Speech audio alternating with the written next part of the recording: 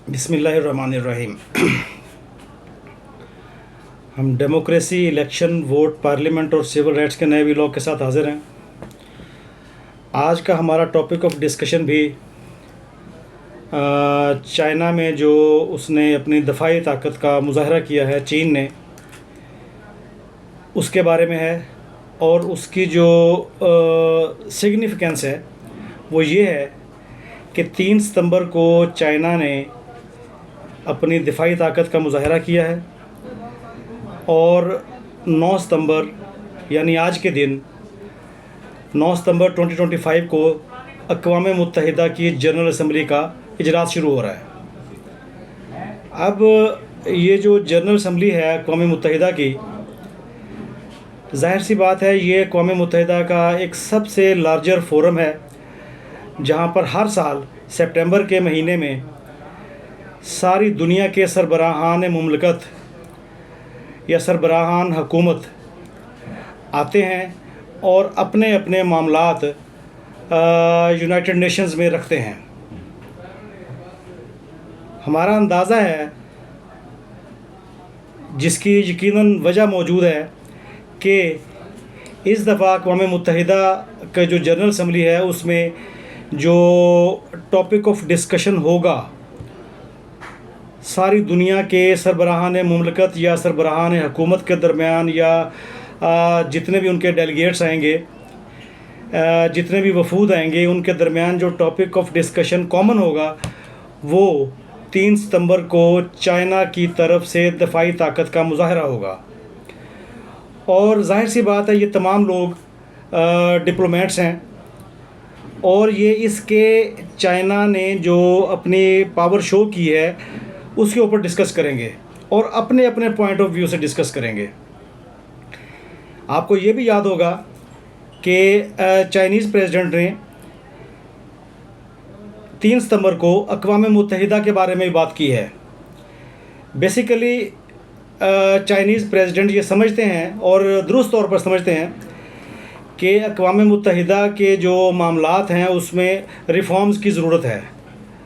जो उनका मैंडेट है, जो उनका वर्किंग का तरीक़ाकार है, उसमें रिफ़ॉर्म्स की ज़रूरत है। अब ये रिफ़ॉर्म्स होंगी या नहीं होंगी ये बाद की बात है, लेकिन चाइना अपनी ताकत को अक़वाम मुत्तहिदा के फ़ोरम पर डिस्कस करवाने में बहरहाल कामयाब रहेगा। हम यहाँ पर आपको ये बात आपके साथ शेयर करेंगे कि आपने कभी नहीं सुना होगा या कभी नहीं देखा होगा कि चाइनीज़ प्रेसिडेंट या रशियन प्रेसिडेंट, रूस के सदर, उन्होंने जनरल असम्बली में जाकर, अक़वाम मुत्तहिदा की जनरल असम्बली में जाकर ख़िताब किया हो। लेकिन आपने ये ज़रूर देखा होगा कि अमेरिकन प्रेसिडेंट्स अक्सर अपने मुल्क की नुमाइंदगी अक़वाम मुत्तहिदा की जनरल असम्बली में जाकर करते हैं। गो के चाइना और रशिया के प्रेसिडेंट्स इस बात को तस्लीम करते हैं कि यूनाइटेड नेशंस, अक़वाम मुत्तहिदा एक लीगल एंटिटी है, एक फ़ोरम है जिस पर मामला डिस्कस किए जाने चाहिए। लेकिन ये दोनों सदूर ये भी समझते हैं कि अक़वाम मुत्तहिदा दरअसल अमेरिका और यूरोप की एक नुमाइंदगी करने वाली तंजीम है, जहाँ पर उन लोगों का ज़्यादा होल्ड है, अमेरिका और यूरोप का ज़्यादा होल्ड है। मसलन फ्रेंच प्रेसिडेंट, यूके के प्राइम मिनिस्टर, अमेरिकन प्रेसिडेंट, ये तमाम लोग, या जर्मनी के जो भी चांसलर हैं, इसी तरीके से बाकी ममालिक के, यूरोप के जो लोग हैं, उन्होंने और अमेरिका ने सबसे ज़्यादा फ़ायदा अक़वाम मुत्तहिदा को इस्तेमाल करके हासिल किया है। लेकिन क्योंकि वो फ़ायदा चाइना और रशिया को नहीं मिल सका अक़वाम मुत्तहिदा से, इसलिए ये दोनों सदूर, दोनों ममालिक के सदूर, जो दोनों वीटो पावर्स वाली रियासतें हैं, इनके सरबराहान कभी भी जाकर जनरल असम्बली से ख़िताब नहीं करते। और वो दुरुस्त तौर पर ये समझते हैं कि अक़वाम मुत्तहिदा दरअसल नेटो का ही फ़ोरम है। अब नेटो क्या है? नेटो सारी दुनिया को काबू करने के लिए अमेरिका और यूरोप का एक टूल है। उन्होंने एक फ़ोरम बनाया हुआ है। चलें, ये बात ज़रा लंबी हो जाएगी। हम इस बात से थोड़ा सा अपने जो टॉपिक है उससे हम आगे पीछे हो जाएंगे, इसलिए हम दोबारा अपने टॉपिक की तरफ आते हैं। चीनी सदर ने जो 3 सितंबर को पूरी दुनिया को मुखातब किया है, उसने अक़वाम मुत्तहिदा को भी मुखातब किया है, और अब उसके रिज़ल्ट्स चाइनीज़ प्रेसिडेंट ने और पूरी दुनिया ने अक़वाम मुत्तहिदा की जनरल असम्बली के मौजूदा इजलास में देखने हैं। देखें, अक़वाम मुत्तहिदा की जो जनरल असम्बली है, वहाँ पर डायरेक्टली शायद चाइना की जो दिफाई पावर, जो डिफेंस पावर उन्होंने शो की है 3 सितंबर को, यानी जनरल असम्बली के इजलास से तकरीबन 8 दिन पहले या 7 दिन पहले, डायरेक्टली शायद वो डिस्कस ना हो, लेकिन जनरल असम्बली अक़वाम मुत्तहिदा के ऑफिस में, उनके कॉरिडोर्स में यकीनन चाइना की जो दिफाई नुमाइश है या दिफाई पावर जो उन्होंने शो की है, उसको डिस्कस किया जाएगा। आपने ये भी देखा कि अमेरिका ने फ़लस्तीनी सदर और उनके वफ़द को इस वक्त जनरल असम्बली में शिरकत के लिए वीज़ा देने से इनकार किया है।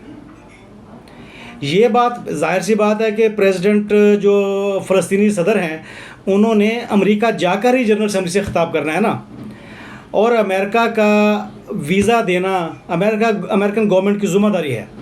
लेकिन अमेरिकन गवर्नमेंट बदमाशी से काम लेते हुए या डिप्लोमेटिक नॉर्म्स के ख़िलाफ़ जाकर उन्होंने फ़लस्तीनी सदर को और उनके वफ़द को, आज की सूरत हाल ये है कि उनको वीज़ा नहीं दिया।